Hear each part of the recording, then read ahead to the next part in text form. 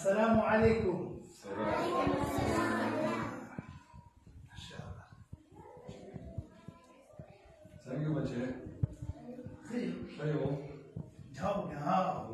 الحمد لله. وين؟ كيف حالكم؟ Thank you. خير. الحمد لله. جاوب.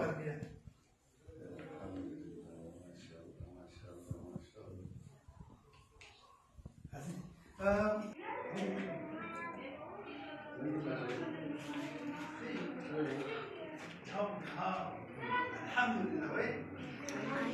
كيف حالكم؟ Thank you. خير. الحمد لله. جاوب.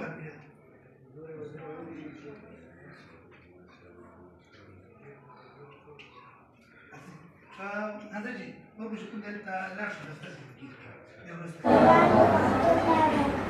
دما ګلونو په شان بچیو لونو نن زه ډیر فخر محسوس کوم په دې خبره باندې زړه کې و خوشحالي محسوس کوم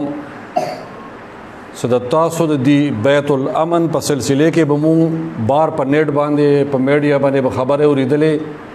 او نن زه په نفس نفیس باندې شخصي تور باندې تاسو ما سره راغلم نو زه ډیر خوشاله شوم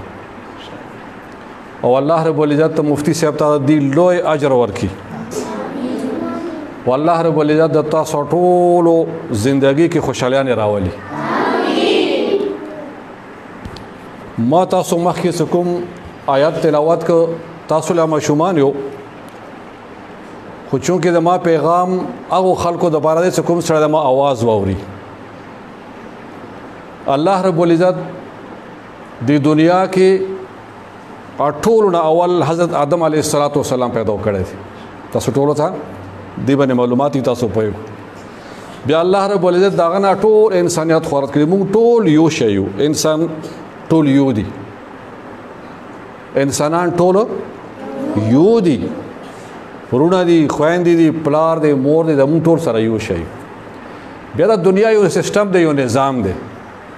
دي کې څوک غریب او څوک امیر څوک کمزور او څوک نه الله رب العزت د دنیا کې ټول انسانان خورا کړی دي د یو نفس نه یو شخص نه څوک حضرت آدم علیه السلام دنیا کې هر قسم حالات په انسان باندې رسی تاسو لکه دا کته د شی محسوس نه کو سیاره مو څوک نشته دي د تاسو پلار د تاسو مور دا مفتی صاحب دی او مونږ د تاسو ټول تاسو سره یو تاسو سره د مومنه دي تاسو د مجرد سره دي و ان شاء الله العزيز لکه څنګه مفتی صاحب ماته اوس دی کې کوم د تاسو تفصیل بیان کړ دی نور هم ان شاء الله د ادارې ته به ترقی ورکو نو ما یو پیغام دی هغه خلکو د بارا کوم سره د ما आवाज ووري یتیم هغه چاته یې شي چې چا پلار وفات شي هغه بالغ شوی نه وي داغه پټولو انسانیت باندې پټولو باندې یو حق دی یو حق پټولو انسانیت باندې دی او یو حق داغه خپل کوم قریب رشتہ دار دی پاغو باندې دی دا کوم آیات ما تلاوت کړي پسې دویم کوم تلاوت آیات ته هغه چې الله رب العزت فرمایي چې تاسو یتیمانو ته خپل حق ورکو بیا د یتیم سړی په مو باندې دوا قسمه حق دی یو پټولو انسانانو باندې حق ضروري چې حق مو ادا کو او یو حق ته هغه رشتہ دارانو باندې دی رشتہ دارانو باندې حق دادې چې کوم د دې وراثت د دې مور پلار را پاتې شي هغه کې کمایونه کې ظلم زیاتایونه کې هغه ته حواله کې یو حق ته ټول انسانیت ته څنګه د دې تربیت وکي دا د مو ټولو حق دی دا صرف د یو شخص واحد حق نه دی بلکې دا د مونږ ټولو حق دی چې مونږ تاسو صحیح تربیت کوو د تاسو تعلیم بندوبست وکړو د تاسو ته به صحیح لار به خودانو تربیت بندوبست په مونږ کوو وغه الحمدلله دا څه اوس دینی مدرسه دی یا څه مونږ تقریر ته نه یو راغلي زه تاسو څه یا څه تقریر کوم یا څه کنه صرف دا یو پیغام دی هغه خلکو دپاره چې دا و خلکو په مونږ ټولو باندې دې ماشومانو یتیمانو په مونږ باندې هغه عام څه کوم حق دی هغه دی چې مونږ دوی صحیح تربیت وکړو چونکې هر یو سړی دې تربیت کولو دپاره ځان ته هغه فارغ کېدای نه شي مفتی صاحب ځان فارغ کړی دی الله دې ته ډېر لوی اجرونه ورکړي ما ته د حق جوړېږي نور حقو ته حق جوړېږي چې مونږ د خپل تعاون په ذریعې سره د دې مدد وکړو چې دې ماشومانو کوم حق په مو انسانیت باندې د مونږ پوره کړو مخکې روژه روانه دی ورپسې عید دی خوشحالیانې دي هر یو ماشوم د خوشحالي زړه کې غواړي چې ما خوشحالي وشي ما ته ښې کپړې میلاو شي غا میلاو شي نو په کار داسې دی چې زه خپل ماشوم دپاره خپلې محلې کې خپلو پردیو دپاره څه کوم سوچ کوم هغه تاسو دپاره هم زه وکړم نو انشاءالله العزیز د تاسو دغه ادارې د تاسو دغه مشر دا د مونږ ټولو مشر دی زه مبارکي ورکوم او تاسو دپاره د عید دپاره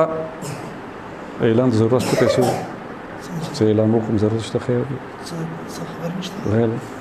تاسو دپاره د اختر دپاره انشاءالله العزیز زه به دغه مفتي صاحب ته 50,000 روپۍ تاسو ته ورکوم تاسو ته کپړې اخلي یا چپل اخلي هغه به ما ترنه تاسو د اختر یو عید مبارکي به وي زه په خپله باندې موجود نه وم زه بار نه راغلی یم خو انشاءالله العزیز د اختر د خوشحالۍ به زه تاسو سره زړونو کې موجود به یم د ما د طرف نه به تاسو ته اختر مبارکي به مفتي په لاس باندې تاسو ته به زه 50,000 روپۍ راستوم چې چا چپل نه وي هغه ته چپل واخلي چې چا کیړی نه وي هغه ته کیړی واخلي د کوم زموږ بچیانې دي ورته ښایسته ښایسته چادرې واخلو ښایسته ښایسته ورته کپړې واخلو ټوپیانې واخلو دعاګانې به کوو مفتي صاحب ته به ډېره دعاګانې کوو خپل ملک ته به دعاګانې کوو خپل والدین ته به دعاګانې کوو چې الله رب العزت هغو ته مغفرت نصیب کړي او تاسو به قطعا دا سوچ به نه کوو چې یاره موږ یوازې یو ما په خبرې باندې پوهېږو دا سوچ به نه کوو چې یاره موږ څوک نشته دي نه دا مفتي صاحب تاسو پلار هم دی دا تاسو مور هم دی او موږ دې سره یو د مودي سره د بلا ان شاء الله العزیز به مضبوطو چې کوم کسان ما د आवाज واوري هغه ته د ما د درخواست دی چې تاسو نن زه په خپل باندې بیت الامن ځای ته راغلی ما په خپل سرګو باندې د اداره وکتله مغه وکټول مشومان مو وکتلو د ما ډیر خواهش وو دا سینه سم تجسس کول چې یاره دا ایرتا وکړي دا خبره نه و